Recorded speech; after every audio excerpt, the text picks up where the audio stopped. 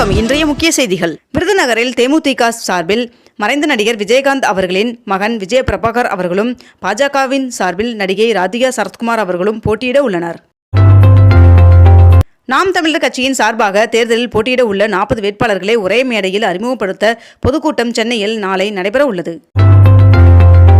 தூத்துக்குடி மாவட்டத்தில் உள்ள 6 பேரவைத் தொகுதிகளிலும் மக்களவைத் தேர்தல் பணியாளர்களுக்கான பயிற்சி வகுப்பு நாளை நடைபெற உள்ளதாக தெரிவிக்கப்பட்டுள்ளது. உயர்கல்வித்துறை அமைச்சராக மீண்டும் பொன்முடி அவர்கள் பதவியேற்றுக் கொண்டார். அவருக்கு ஆளுநர் RN ரவி அவர்கள் பதவி பிரமாணம் செய்து வைத்துள்ளார். அமலாக்கத்துறை வழக்கிலிருந்து தன்னை விடுவிக்க கோரி முன்னாள் அமைச்சர் செந்தில் பாலாஜி அவர்கள் தாக்கல் செய்த மனு மீது வருகின்ற 28ஆம் தேதி உத்தரவு பிறப்பிக்கப்படும் என்று சென்னை முதன்மை அமர்வு நீதிமன்றம் அறிவித்துள்ளது. மத்திய சென்னை தொகுதியில் நாளை அமைச்சர் உதயநிதி ஸ்டாலின் அவர்கள் பிரச்சாரத்தை தொடங்க உள்ளார் என்று தகவல் வெளியாகியுள்ளது. நாம் தமிழர் கட்சிக்கு மைக் சின்னத்தை ஒதுக்கீடு செய்து தேர்தல் ஆணையம் அறிவிப்பை வெளியிட்டுள்ளது. பாஜகவின் 2ஆம் கட்ட வேட்பாளர் பட்டியல் வெளியிடப்பட்டுள்ளது.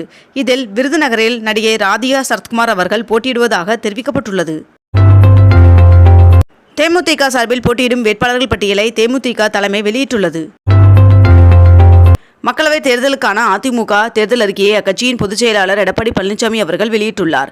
மேலும் இத்தேர்தல் அறிக்கையில் மகளிர் உரிமைத் தொகையாக மாதம் 3000 ரூபாய் வழங்கப்படும் என்றும் தெரிவிக்கப்பட்டுள்ளது. 2 நாள் பயணமாக பிரதமர் நரேந்திர மோடி அவர்கள் பூடான் புறப்பட்டு சென்றுள்ளார். சதுரகிரி சுந்தர மகாலிங்கம் சுவாமி கோவிலில் பங்குனி மாத பௌர்ணமி மற்றும் பிரதோஷ வழிபாட்டிற்காக இன்று முதல் வருகின்ற மார்ச் 25ஆம் தேதி வரை 4 நாட்கள் பக்தர்கள் மலையேறி செல்ல அனுமதி வழங்கப்பட்டுள்ளது. திமுக மற்றும் கூட்டணி கட்சி வேட்பாளர்களை ஆதரித்து அக்கட்சியின் தலைவரும் முதலமைச்சருமான மு.க. ஸ்டாலின் அவர்கள் திருச்சியில் இன்று முதல் பிரச்சாரத்தை தொடங்குகிறார். மதுபான கொள்கை ஊழல் வழக்கில் டெல்லி முதலமைச்சர் அரவிந்த் கெஜ்ரிவால் அவர்களை நேற்று அமலாக்கத்துறை கைது செய்தது. தமிழக பாஜக சார்பில் நாடாளுமன்ற தேர்தலில் போட்டியிடும் முதல்கட்ட வேட்பாளர் பட்டியல் வெளியிடப்பட்டுள்ளது. இதில் முன்னணி தலைவர்களான அண்ணாமலை அவர்கள், தமிழிசை சவுந்தரராஜன், எல். முருகன் உள்ளிட்ட 9 வேட்பாளர்களின் பெயர் இந்த பட்டியலில் இடம்பெற்றுள்ளது. தென் தமிழகத்தில் இன்று ஒரு சில இடங்களில் லேசான முதல் மிதமான மழை பெய்யக்கூடும் என்றும், ஏனைய பகுதிகளில் வறண்ட வானிலை நிலவக்கூடும் என்றும் வானிலை மையம் தெரிவித்துள்ளது. G2 நிறுவனத்தில் வருமான வரித்துறையினர் சோதனை நடத்தி வருகின்றனர். தமிழகத்தில் அங்கீகரிக்கப்பட்ட அரசியல் கட்சிகளுடன் நாளை தமிழக தலைமை தேர்தல் அதிகாரி சத்யபிரதா சாஹூ அவர்கள் ஆலோசனை நடத்த உள்ளார். மக்களவைத் தேர்தல் நடைபெறும் நாளன்று அனைவரும் சென்று வாக்களிக்க ஏதுவாக ஊதியத்துடன் கூடிய பொது விடுமுறையை அறிவிக்க வேண்டும் என்று அனைத்து மாநிலங்களுக்கும் இந்திய தலைமை தேர்தல் ஆணையம் கடிதம் எழுதியுள்ளது. இன்று சென்னை சேப்பாக்கம் மைதானத்தில் நடைபெற இருக்கும் IPL போட்டிகளை காண வரும் ரசிகர்கள் ஆன்லைன் டிக்கெட்டை காட்டி மாநகர் பேருந்துகளில் இலவசமாக பயணிக்கலாம் என்று போக்குவரத்துறை அறிவித்துள்ளது. தமிழகத்தில் 1 முதல் 9ஆம் வகுப்பு வரையிலான மாணவர்களுக்கு ஆண்டு இறுதித் தேர்வு ஏப்ரல் 12ஆம் தேதியுடன் நிறைவு பெறும் என்று பள்ளிக் கல்வித்துறை அறிவித்துள்ளது. அதனைத் தொடர்ந்து ஏப்ரல் 13ஆம் தேதி முதல் தமிழகத்தில் உள்ள அனைத்து பள்ளிகளிலும் கோடை விடுமுறை தொடங்க உள்ளதாகவும் தெரிவிக்கப்பட்டுள்ளது.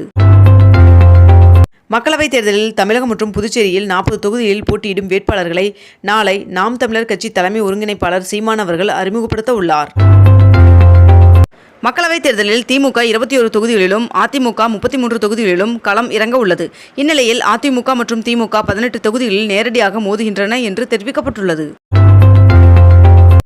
சென்னையில் இன்று 22 கேரட் ஆபண தங்கத்தின் விலை சவரனுக்கு ஒரே நாளில் 280 ரூபாய் குறைந்து 1 சவரன் 49,600 ரூபாய்க்கு விற்பனையாகிறது.